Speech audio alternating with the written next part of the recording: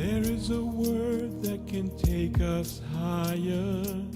There is a word that can soothe our soul, heal our hearts and fill all desires. It's a word that can make us whole. Shalom, shalom. There is a word that can move tall mountains and raise a valley up to the sky. It sings all songs and paints all pictures. It raises our souls up high. Shalom, shalom, shalom, shalom.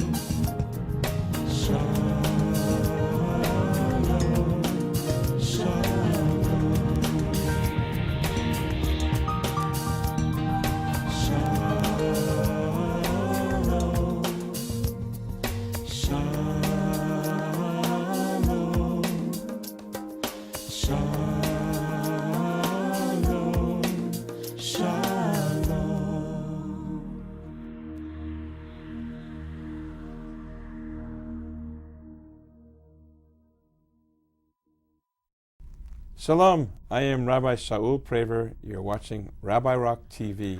Bruchim Habayim, welcome.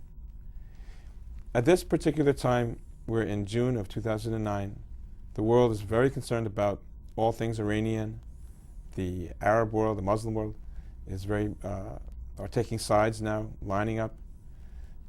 Those that are for, those that are against, are concerns about the nuclear capacity of the Iranian regime. And these are very legitimate and troubling issues in our times. And it's a very complicated story. And in order to try to decipher and figure it out, I have invited my friend, Rabbi Daniel Zucker, who is an expert on all things having to do with Iran.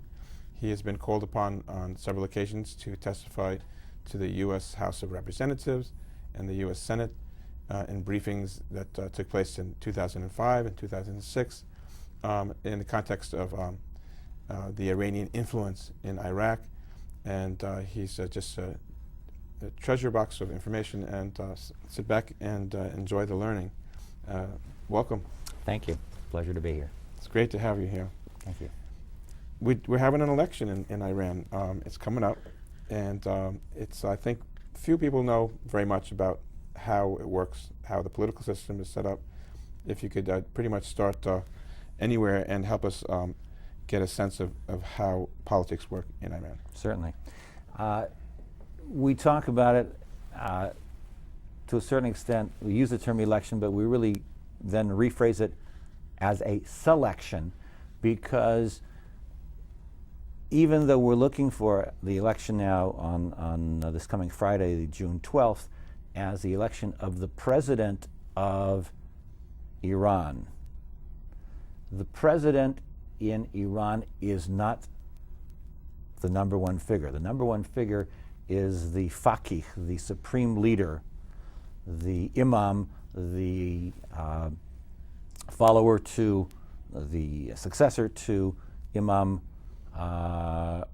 Ruhollah Khomeini, the current imam or Ayatollah, supreme leader, faqih, is Ali Khamenei since 1989. He has the last word on everything. Don't overplay the association, but probably the best way to understand it, faqih is kind of like the Führer of Nazi Germany. Hitler had the last word on everything. Nobody did anything without Hitler's approval. The same thing applies in Iran. So you're getting a selection again, though there are indeed popular elections, but a selection because the faqih, the supreme leader, has appointed a 6 out of 12 members of a council of guardians, Muslim jurisprudence, that determine not only whether any laws passed by the parliament are kosher enough to Islamic or Sharia law, but also have the power to determine whether any candidates that want to run for any office are likewise halal or kosher enough. I mean, to begin with. To begin with. So it's like a vetting it's a process. vetting process, exactly. So what has happened is there were several hundred candidates for the presidency. That was broken down to, or whittled down to 4 remaining candidates, 2 of which are, again in quotation marks, reformers, and 2 are hardliners. If you want, I can go into a little bit of detail about that. Well, yeah, because I remember we had that guy Khatami, and they called him a reformer because he let the women show a little bit of hair. Exactly. But he had the same political beliefs. It's a very, very similar type of situation. The 2 quote unquote reformers are Mehdi Haroubi, who is a cleric himself, not as high grade as an Ayatollah. He's one step beneath that. Okay. He's the former Speaker of the Majlis, the Parliament. He is somewhat of a reformer, but it's all in limited amount of reform. And former Prime Minister, they eliminated that position in 1989, but he was the last Prime Minister, Mir Hussein Mousavi.